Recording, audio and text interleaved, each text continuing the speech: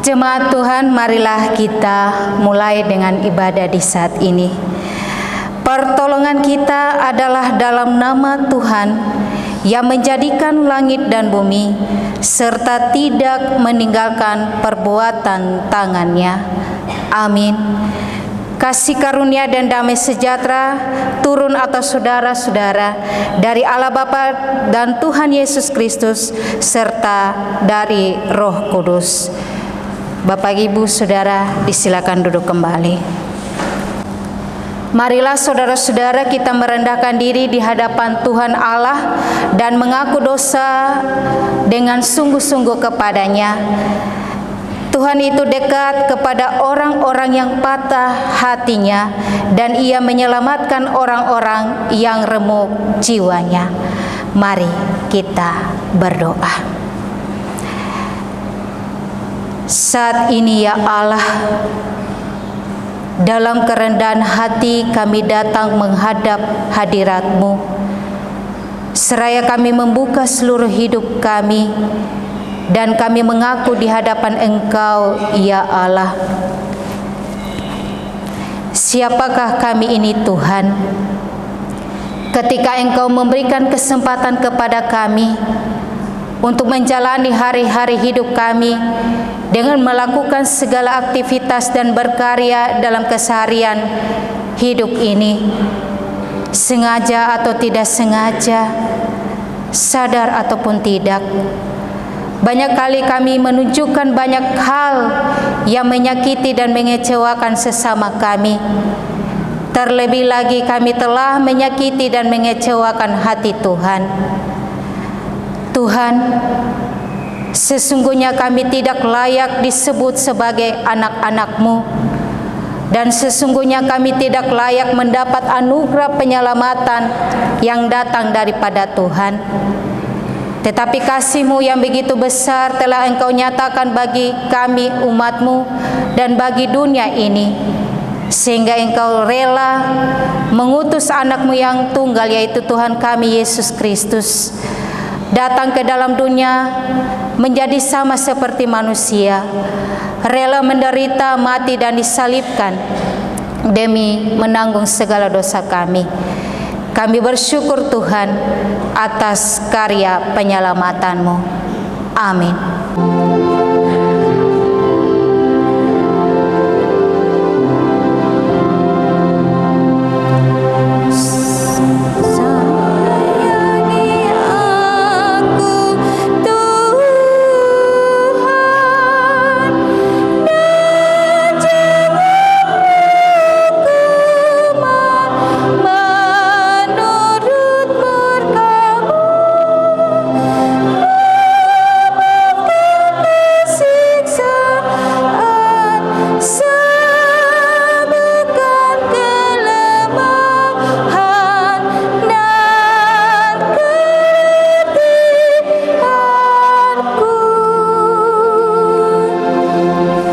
Dengarlah jemaat sabda Tuhan Yesus Kristus kepada semua orang yang sungguh-sungguh mengaku dosanya.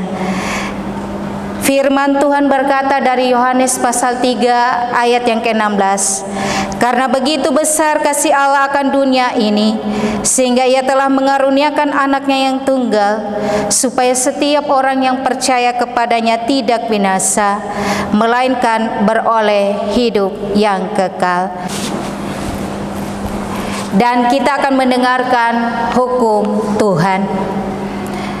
Adapun bunyi hukum Tuhan demikian bagi kita: Kasihilah Tuhan Allahmu dengan segenap hati dan dengan segenap jiwamu dan dengan segenap akal budimu.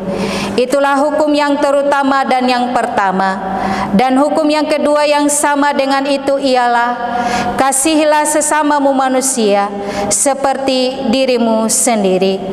Pada kedua hukum inilah tergantung seluruh hukum Taurat dan kitab para nabi.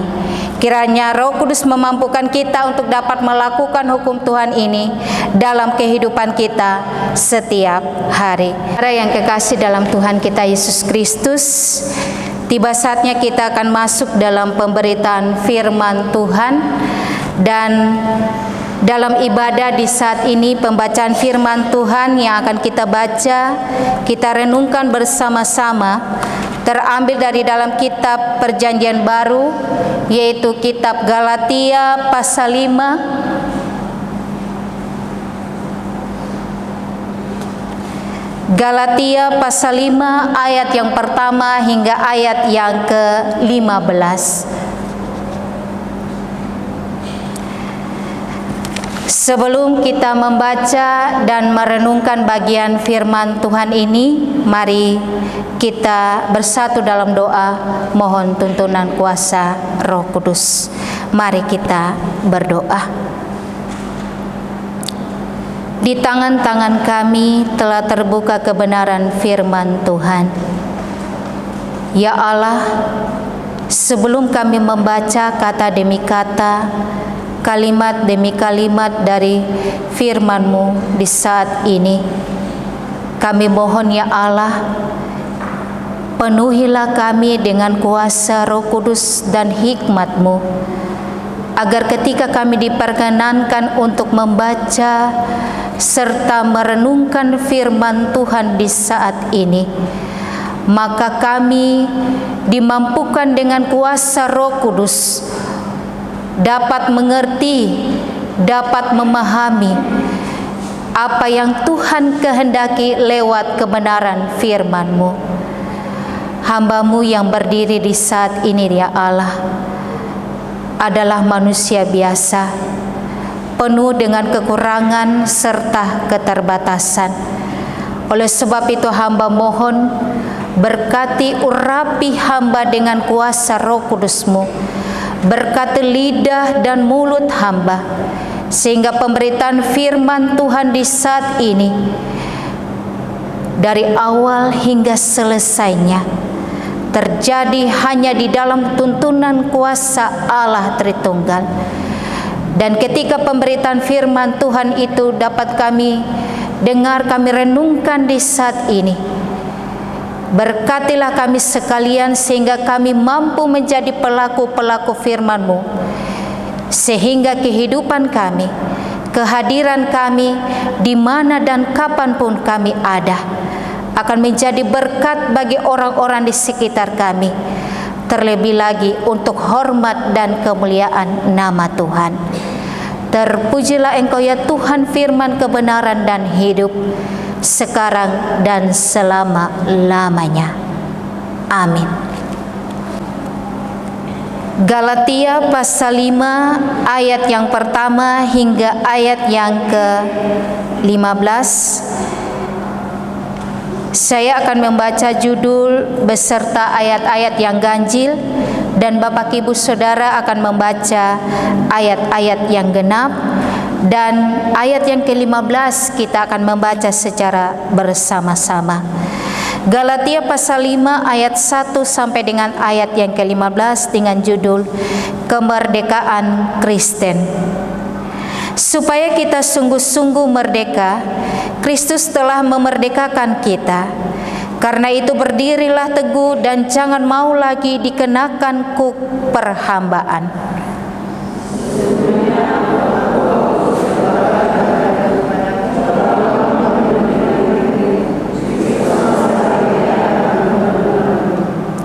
Sekali lagi aku katakan kepada setiap orang yang menyunatkan dirinya, bahwa ia wajib melakukan seluruh hukum Taurat.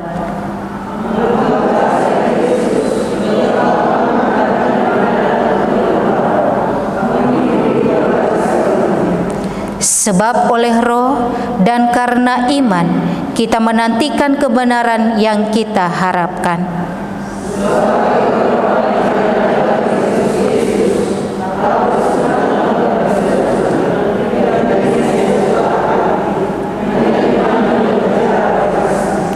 Dahulu kamu berlomba dengan baik, siapakah yang menghalang-halangi kamu sehingga kamu tidak menuruti kebenaran lagi?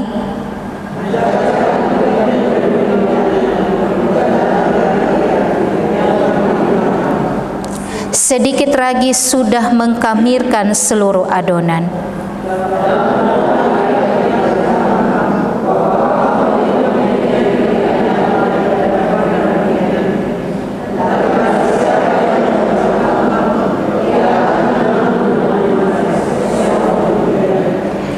Dan lagi aku ini, saudara-saudara, jikalau aku masih memberitakan sunat, mengapakah aku masih dianiaya juga?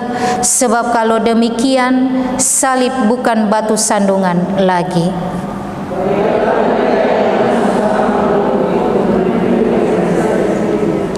Saudara-saudara, memang kamu telah dipanggil untuk merdeka, tetapi janganlah kamu mempergunakan kemerdekaan itu sebagai kesempatan untuk kehidupan dalam dosa, melainkan layanilah seorang akan yang lain oleh kasih.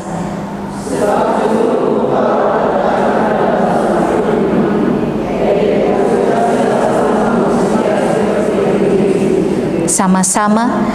Tetapi jikalau kamu saling menggigit dan saling menelan, awaslah supaya jangan kamu saling membinasakan. Sampai demikian jauh pembacaan firman Tuhan.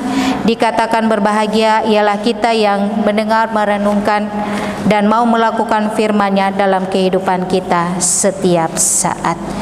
Di dalam Tuhan kita Yesus Kristus,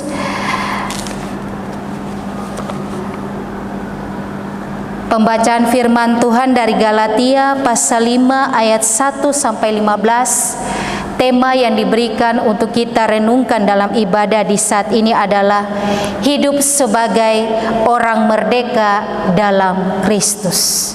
Sekali lagi, hidup sebagai orang merdeka dalam Kristus.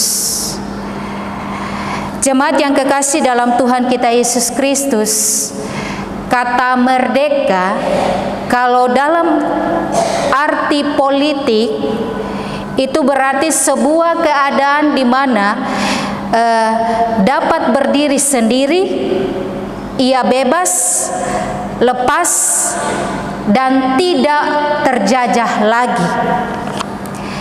Jadi dalam kata sifatnya, merdeka berarti berdikari, kata singkatnya, atau berdiri di atas kaki sendiri. Kalau dikaitkan dengan firman Tuhan, kemerdekaan di dalam Kristus berarti kita tidak lagi dikuasai oleh dosa.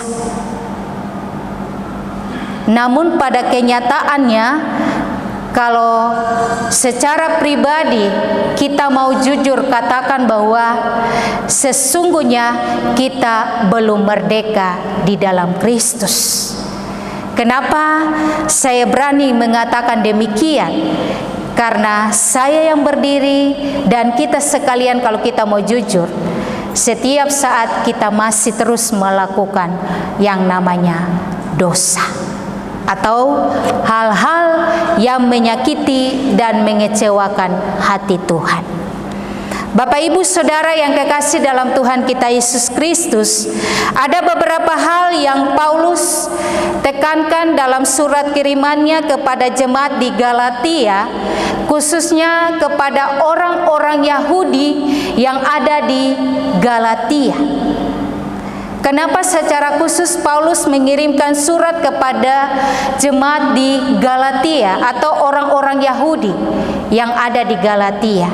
Karena mereka di sana beranggapan bahwa ketika mereka sudah disunat dan melakukan hukum Taurat, itu berarti mereka sudah melakukan kebenaran. Dan Paulus yang latar belakangnya adalah seorang Yahudi, dia pun ketika sudah dimerdekakan dalam Kristus, dia kembali menasihatkan jemaat di Galatia, yakni orang-orang Yahudi, bahwa sesungguhnya kebenaran itu hanya ada pada Kristus. Paulus menekankan juga bahwa apa artinya kamu melakukan sunat, melakukan seluruh hukum Taurat, apakah itu mungkin? Kalau pertanyaan ini ditujukan kepada saya dan kita sekalian, apakah 10 hukum Tuhan kita sudah mampu lakukan secara sempurna dalam satu hari saja? Adakah yang di antara kita yang mampu melakukan 10 hukum secara sempurna dalam satu hari? Kalau saya secara pribadi, dan kalau kita mau jujur, kita belum mampu. Pasti ada salah satu hukum yang kita tidak bisa lakukan atau kita langgar. Dan Paulus juga menentang pandangan orang Yahudi di Galatia bahwa mereka beranggapan bahwa keselamatan itu hanya milik mereka atau orang-orang Yahudi semata.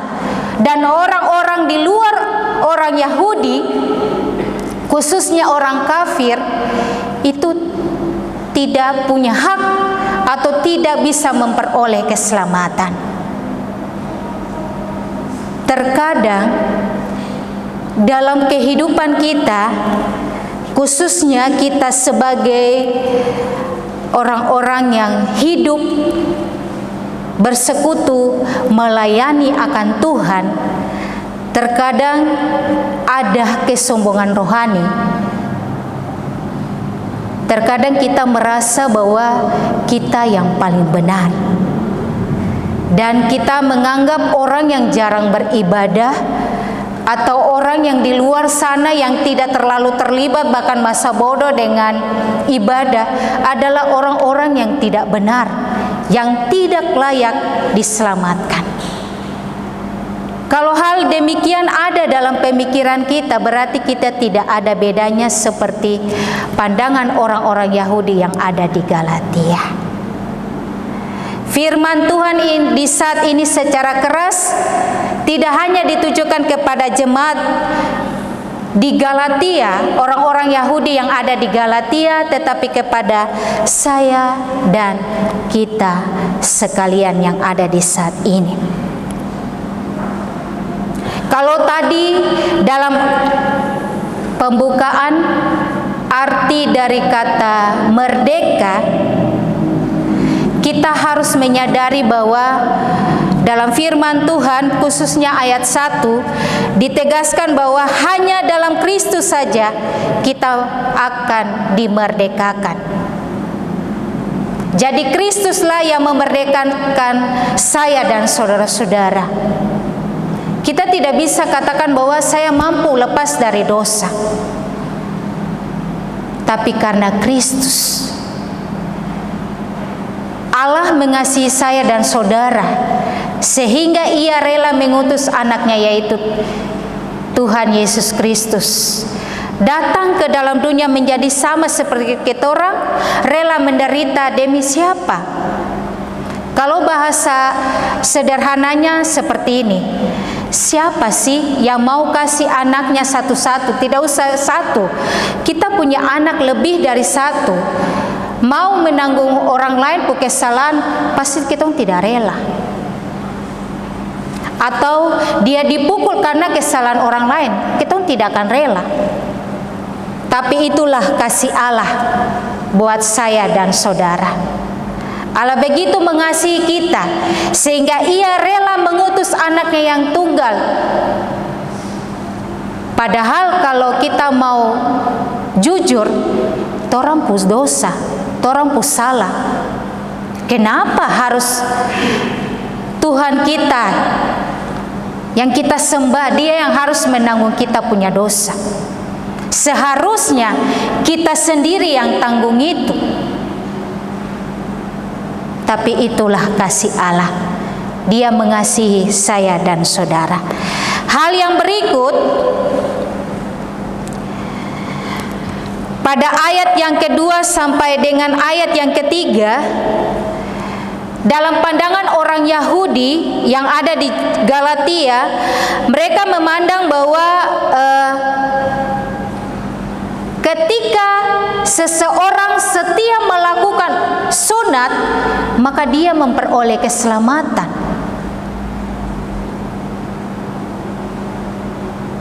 Dan pandangan itu ditentang oleh Paulus.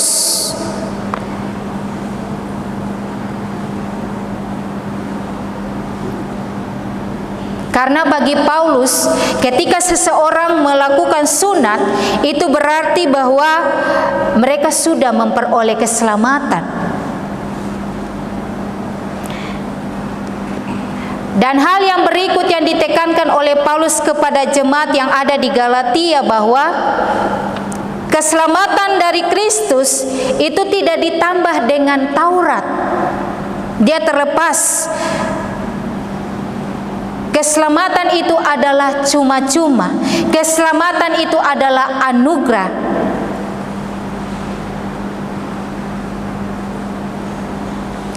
Hal yang berikut pada ayat yang keempat hingga ayat yang keenam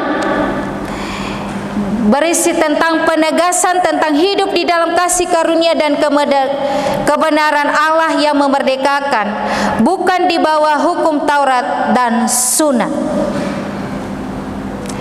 Kita boleh hidup itu karena kasih anugerah Allah.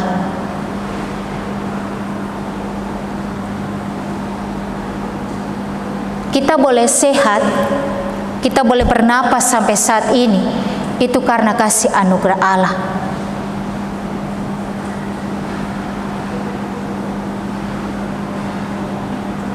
Kita boleh katakan bahwa kita hebat, saya boleh melakukan ini dan itu,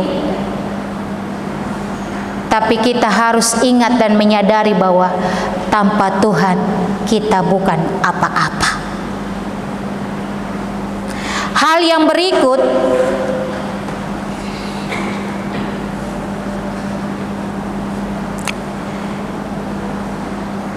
Paulus juga menekankan bahwa bagaimana kita harus memiliki iman dan kasih yang benar kepada Allah. Sebab arti kekristenan bersumber pada hubungan pribadi dengan Yesus Kristus berdasarkan iman dan kasih.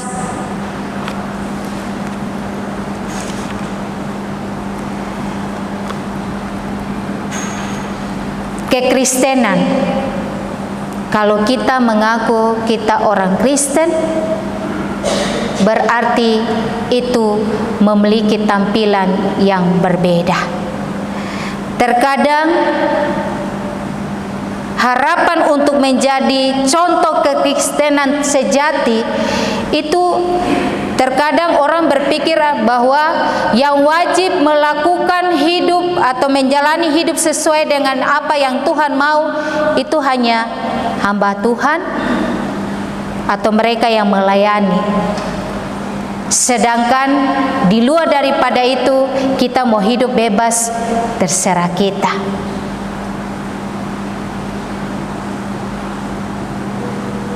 Kadang orang berpikir bahwa sering kali ada dengar kalimat seperti ini, hamba Tuhan baru tara bisa lakukan seperti ini. Kalimat ini dia juga berlaku untuk kita semua.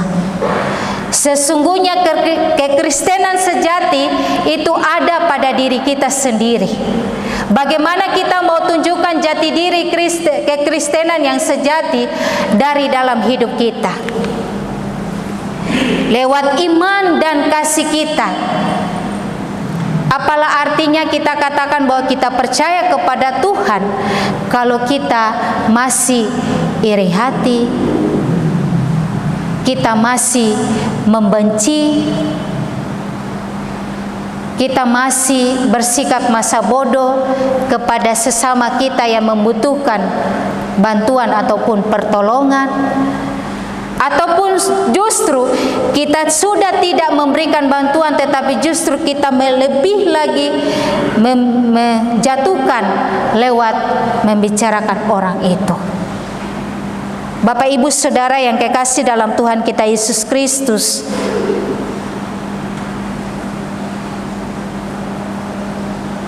bebas, lepas arti dari kata merdeka tadi. Terkadang ketika kita ingin melakukan sesuatu yang menyenangkan hati Tuhan, terkadang kalau kita mau jujur, banyak kali kita juga mendapat godaan, banyak kali kita mendapat tantangan, banyak kali juga kita mendapat tekanan.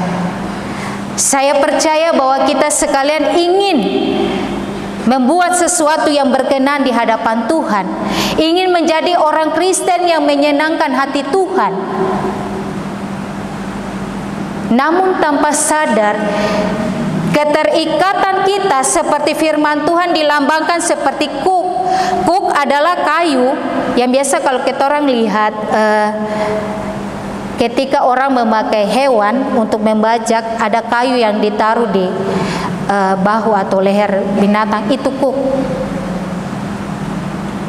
Sapi ataupun kerbau yang dipakai untuk membajak, dia mau jalan bebas tapi tidak bisa. Dia tetap terikat dengan kayu kuk. Itu lambang keterikatan dengan dosa. Terkadang kita mau untuk melakukan sesuatu yang menyenangkan hati Tuhan, itu sudah pasti. Tapi terkadang keterikatan godaan dosa terus ada dan membuat kita terkadang jatuh dan jatuh lagi dalam dosa.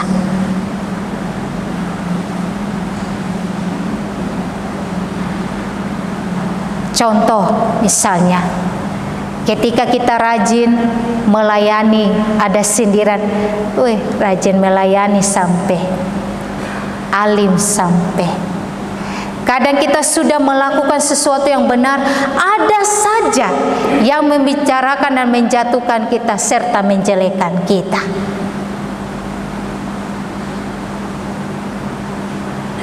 Dan kalau kita mau jujur, terkadang itu hal terjadi dalam pelayanan kita. Sesama rekan bisa saling menjatuhkan.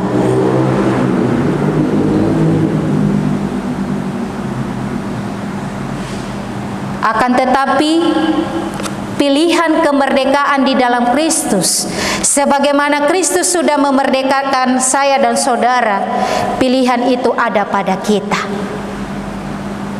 Apakah saya mau hidup terlepas dari ikatan atau kuk dosa ataukah tidak?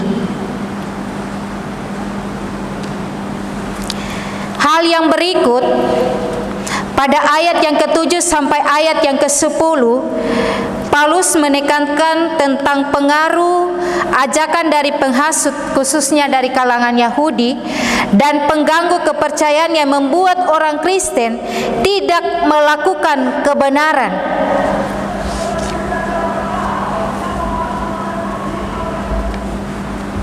Seperti tadi yang sudah dikatakan bahwa setiap kita pasti punya kerinduan untuk melakukan hal yang berkenan di hadapan Tuhan. Kita ingin berubah menjadi pribadi yang baik, tetapi terkadang ada penghasut atau ada orang-orang yang membuat kita untuk kembali melakukan kesalahan, kembali melakukan dosa yang sama.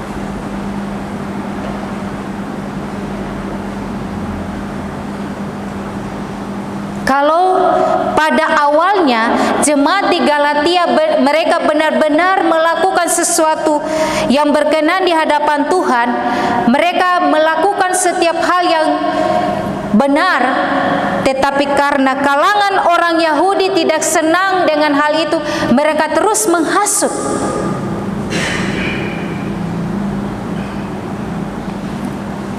Dan hal demikian sering terjadi dalam kehidupan kita. Selalu saja ada pribadi atau oknum-oknum yang sengaja menghasut dan mempengaruhi kita untuk jauh dari kebenaran yang Tuhan kehendaki. Dan kalau kita mau jujur, dalam kenyataannya kebanyakan itu dari orang-orang yang dekat ada sekitar kita.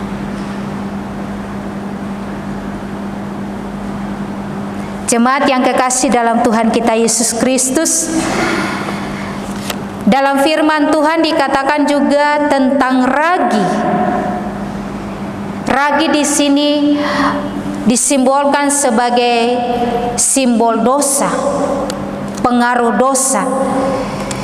Ketika kita punya niat untuk melakukan sesuatu yang benar, tapi karena pengaruh dosa ini begitu kuat, sehingga dia membuat kita jatuh lebih dalam dan terperosok. Hal yang berikut pada ayat yang ke-11 sampai dengan ayat yang ke-12, di sana menekankan tentang penegasan dan pembelaan bahwa Paulus tidak memberitakan sunat dan mengecam para penghasut, dan bagi dia salib bukanlah sebuah batu sandungan. Paulus dalam surat kirimannya, dalam pembacaan kita di saat ini, dia melakukan sebuah pembelaan bahwa dalam pemberitaannya dia tidak memberitakan tentang sunat. Dan dia juga mengecam para penghasut dari kalangan Yahudi, dan dia katakan bahwa bagi dia salib itu bukanlah sebuah batu sandungan. Dalam arti ketika dalam pelayanannya pasti ada tantangan, pasti ada penderitaan, tapi bagi dia itu bukanlah sebuah batu sandungan. Terkadang dalam kita orang punya hidup, ketika Tuhan izinkan kita mengalami pergumulan, mengalami permasalahan, kita anggap bahwa itu sebuah hal yang menyedihkan. Kita anggap itu sebuah batu sandungan bagi kita, sehingga membuat kita jauh melupakan Tuhan, bahkan juga kita menyalahkan Tuhan. Tuhan, kenapa saya masih begini? Kenapa saya sudah berdoa, tapi saya terus masih ada dalam beban serta pergumulan? Tapi firman Tuhan kali ini lewat pelayanan yang luar biasa dari Rasul Paulus mau juga mengingatkan saya dan kita sekalian bahwa salib yang merupakan simbol pengorbanan, yang merupakan simbol pergumulan, penderitaan, itu bukanlah batu sandungan buat saya dan saudara. Karena lewat pergumulan, lewat penderitaan, lewat persoalan, lewat sakit penyakit, ada maksud Tuhan yang Tuhan tentukan buat saya dan saudara. Tinggal bagaimana kita menyikapi setiap pergumulan persoalan itu. Apakah kita masih tetap larut dalam kesedihan, kekecewaan, dan kemarahan, ataukah kita bersyukur bahwa Tuhan masih memperkenankan kita ada sampai saat ini? Hal yang berikut pada ayat yang ke-13 sampai dengan ayat yang ke-15, Paulus menekankan bagaimana kemerdekaan itu digunakan secara benar dan jangan menyalahgunakan anugerah kemerdekaan dari Kristus. Kalau Kristus melalui kematiannya sudah memerdekakan kita dari dosa, itu berarti kita harus mempergunakan kemerdekaan itu secara bertanggung jawab. Artinya bahwa saya dan saudara diajak untuk hidup berkenan dan melakukan apa yang Tuhan kehendaki. Jangan lagi dipengaruhi dan jatuh dalam dosa. Jemaat yang kekasih dalam Tuhan kita Yesus Kristus,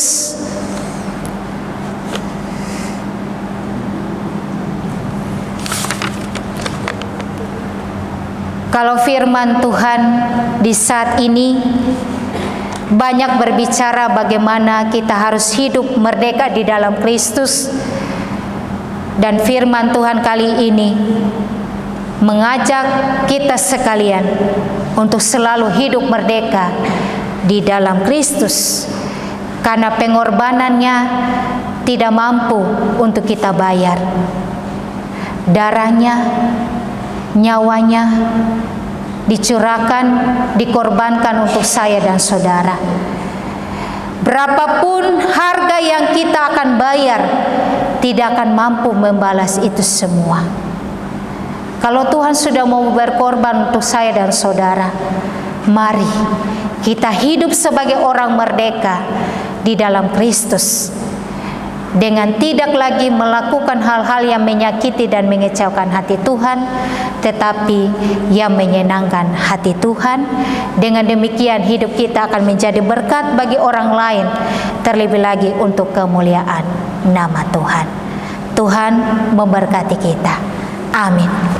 Jemaat yang kekasih dalam Tuhan kita Yesus Kristus, saya mengundang jemaat bangkit berdiri dan bersama-sama kita akan mengaku dalam pengakuan iman. Dan di saat ini kita akan mengucapkan pengakuan iman Nisea Konstantinopel, dan kita akan mengucapkan. Bapak Ibu Saudara boleh mengikuti pada layar fokus yang ada. Dalam persekutuan dengan gereja Tuhan dari segala zaman dan di segala tempat, kita mengaku kepercayaan kita sesuai pengakuan iman Nisea Konstantinopel. Aku percaya kepada satu Allah, Bapa yang Maha Kuasa, pencipta langit dan bumi, segala yang kelihatan dan yang tidak kelihatan, dan kepada satu Tuhan Yesus Kristus, Anak Allah yang tunggal, yang lahir dari Sang Bapa, sebelum ada segala zaman, Allah dari Allah, terang dari terang, Allah yang sejati dari Allah yang sejati, diperanakan bukan dibuat, sehakikat dengan Sang Bapa, yang perantaranya segala sesuatu dibuat, yang telah turun dari surga untuk kita manusia dan untuk keselamatan kita, dan yang menjadi daging oleh Roh Kudus dari anak darah Maria, dan menjadi manusia yang disalibkan bagi kita di bawah pemerintahan Pontius Pilatus, menderita dan dikuburkan, yang bangkit pada hari ketiga sesuai dengan isi kitab-kitab dan naik ke sorga, yang duduk di sebelah kanan Sang Bapa, dan akan datang kembali dengan kemuliaan untuk menghakimi orang yang hidup dan yang mati, yang kerajaannya takkan berakhir. Aku percaya kepada Roh Kudus yang menjadi Tuhan dan menghidupkan, yang keluar dari Sang Bapa dan Sang Anak, yang bersama-sama dengan Sang Bapa dan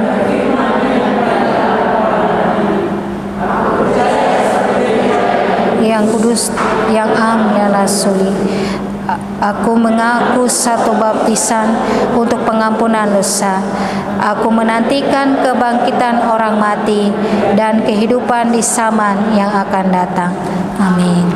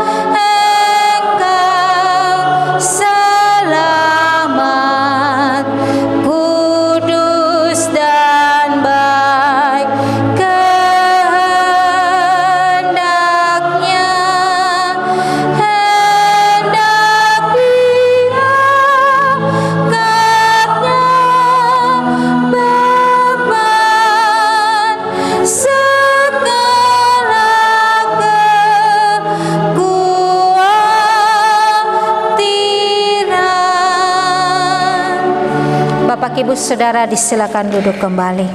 Yohanes 86 ayat 3 dan 4. Ayat 3 dinyanyikan masih dalam keadaan duduk, dan ayat yang keempat Bapak Ibu Saudara diundang bangkit berdiri.